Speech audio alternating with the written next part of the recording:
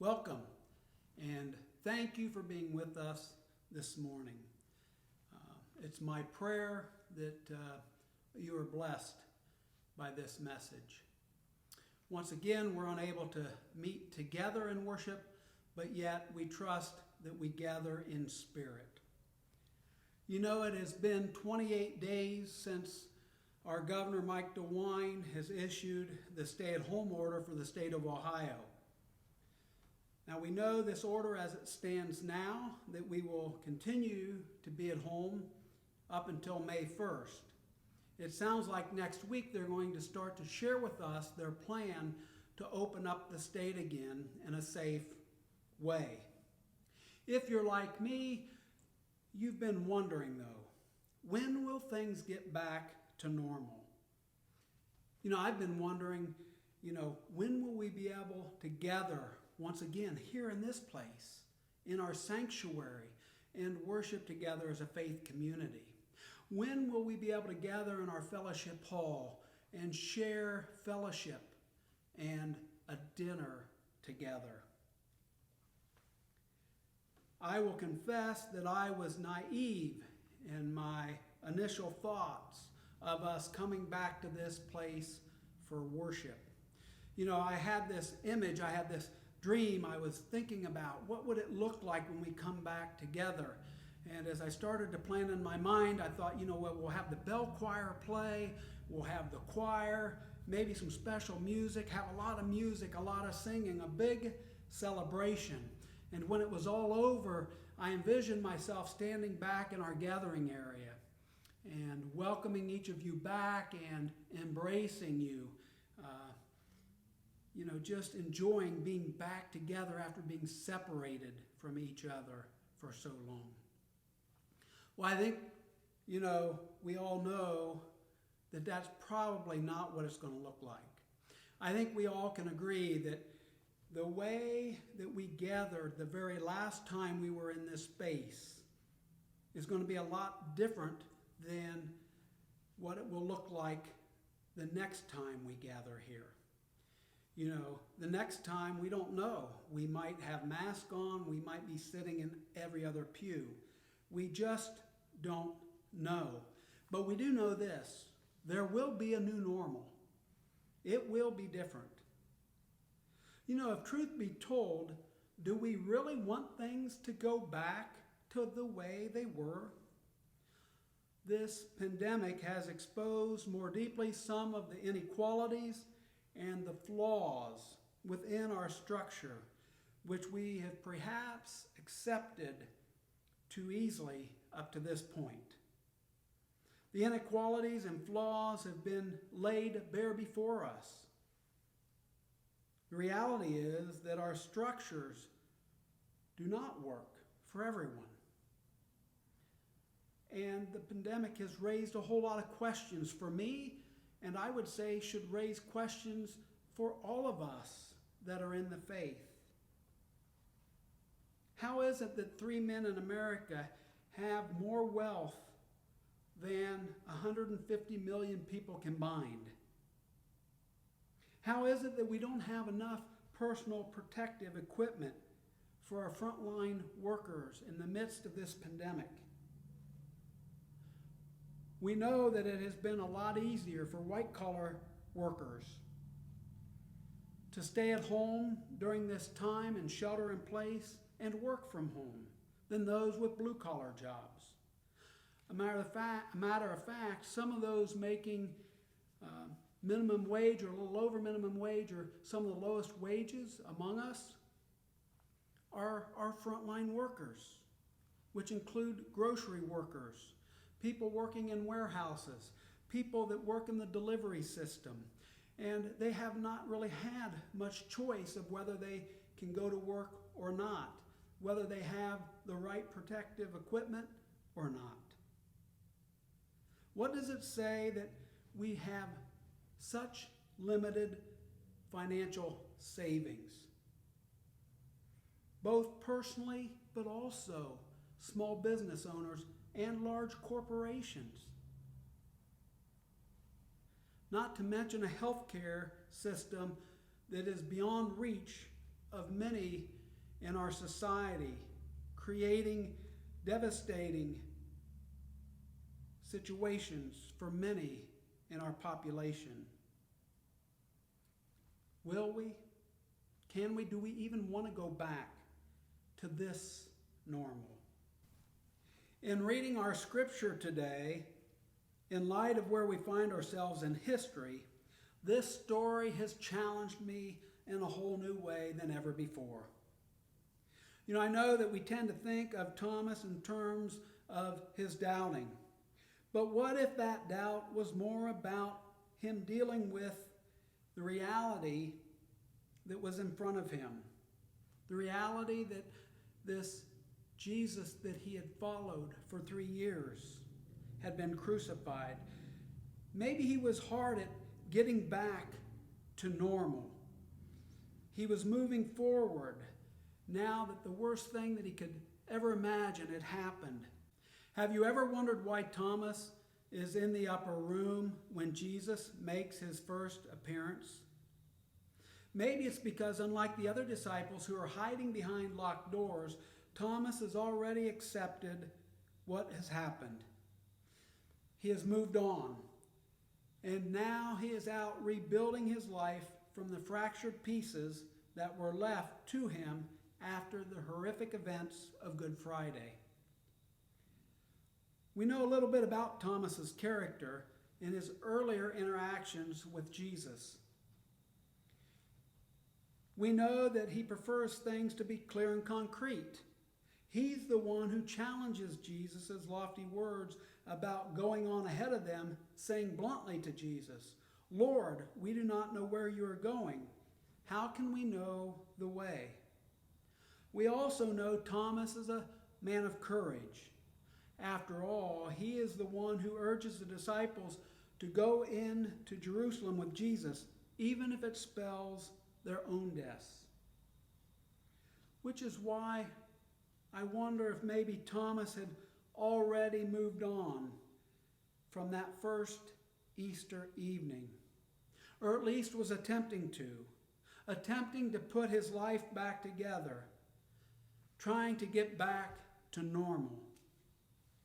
Maybe this is also why it is so hard for Thomas to accept the testimony of his friends when they come to him and say, "We have seen the Lord."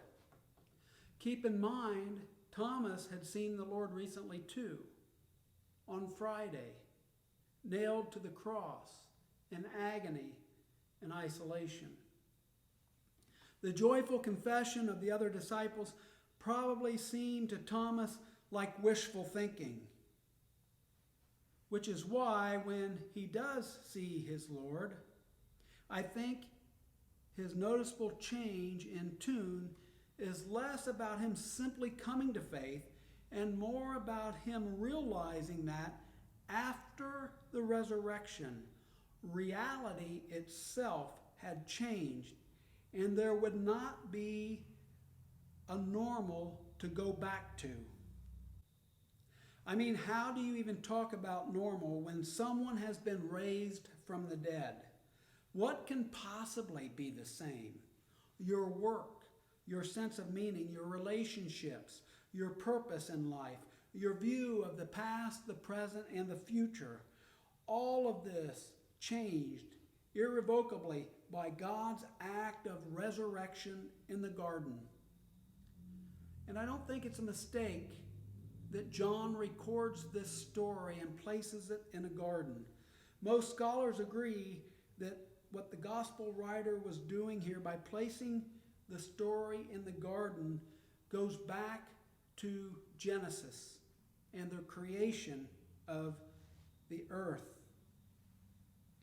John's belief is that there's a lot more going on here than simply the resurrection of Jesus. What was going on, what we're witnessing in the Gospel of John here is the recreation of human existence itself in the life, the death, and the resurrection of Jesus. So could it be that when Thomas confesses, "My Lord and my God," he is abandoning his concepts of normal, and he's opening himself up to a very different reality than he could have previously imagined, because now he knows creation isn't static, but it's still happening. God is always recreating. In the same way, can this be Jesus' challenge to us? When Jesus affirms but also stretches Thomas's testimony when he says, "Do you believe because you've seen, Thomas? Blessed are those who believe and have not seen." Today, I believe Jesus is challenging and inviting and blessing all of us to abandon all our old concepts of normal and recognize that in the light of the resurrection, the future is always open. It's always changing.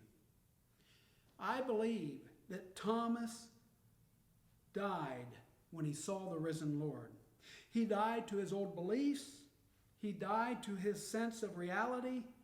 He died to his deepest convictions about himself and about the world. He came to a new reality that the future is still open, that God is still at work, creating, recreating, and sustaining us to do things that we could not have imagined previously. So rather than us focusing on how soon can we get back to normal, perhaps the question should be, what new normal is God calling us to? What new way is God calling us to come alongside God and co-create with God? You know, the real questions for us, I think, is what will we carry forward out of this with us? What in this time that we've had to pause, what have we stumbled across that is working for us, that is giving us new life? In one of our social times on Zoom, one of our members was talking about how she has really enjoyed the way life has slowed down. And her hope was that when we get on the other side of this, that we don't just jump back into a frantic lifestyle. So we have to think about, as we do start to gear back up, what will that look like? What will we take forward from this pause that is working for us and is giving us new life? What will we take forward with us? But we also have to ask, what will we let go of?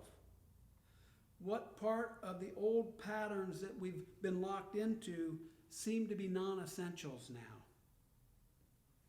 In an article titled "Prepared for the Ultimate Gaslighting," Julio Vincent Gambuto writes these words about the pandemic, and I quote, "What happened is inexplicably incredible. It's the greatest gift ever unwrapped. Not the deaths, not the virus, but the great pause. It is, in a word, profound. Please don't recoil from the bright light beaming through the window. I know it hurts your eyes, it hurts mine. But the curtain is wide open. What the crisis has given us is a once-in-a-lifetime chance to see ourselves and our country in the plainest of views. At no other time ever in our lives have we gotten the opportunity to see what would happen if the world simply stopped. Here it is. We're in it. Stores closed, restaurants empty, streets and 6-lane highways barren. Even the planet itself is rattling less. And because it is rarer than rare, it has brought to light the beautiful and painful truth of how we live. And that feels weird, really weird, because it's never happened before.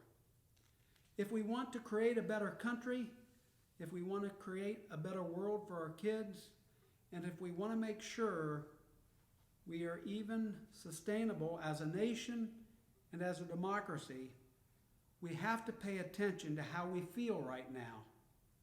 I cannot speak for you, but I imagine you feel like I do, devastated, depressed, and heartbroken. He goes on in this article, and again I quote, he says, "I beg you, take a deep breath and think deeply about what you want to put back into your life. This is our chance to define a new version of normal, a rare and truly sacred, yes, sacred opportunity." In an Easter letter to social movements around the world, Pope Francis offered some prophetic and encouragement words of his own last week, and he wrote, "I hope that this time of danger will free us from operating on automatic pilot, shake our sleepy conscience, and allow a humanist and ecological conversion that puts an end to the idolatry of money and places human life and dignity at the center. Our civilization, so competitive, so individualistic, with its frantic rhythms of production and consumption, its extravagant luxuries, its disproportionate profits for just a few, needs to downshift, take stock, and to renew itself. So as the people of God, as a faith community, what will our new normal look like? What will we take with us in this great pause that we've had? What are the things that you've stumbled across that are working for you? For some of you, it's a slower pace of life. We need to hold on to the things that are giving us life that we've stumbled into in this great pause, and we need to take those things with us. But I think there's also some things that this great pause has exposed, things that we need to let go of. So what are the things that we need to let go of? We need to leave behind as we move forward. And then, what are the things that we are being called as a faith community to fight for change? What ways are we going to fight to bring about more equality to the systems that we live in? Do we really want to go back to the old normal? You know what? With God, the future is always still open. God is always at work creating and recreating and sustaining us to do things we could not have imagined on our own. Will we listen to the lessons that the Spirit is teaching us in this time? Will we seek out a new normal as we move forward? It is my hope that we will. Grace and peace.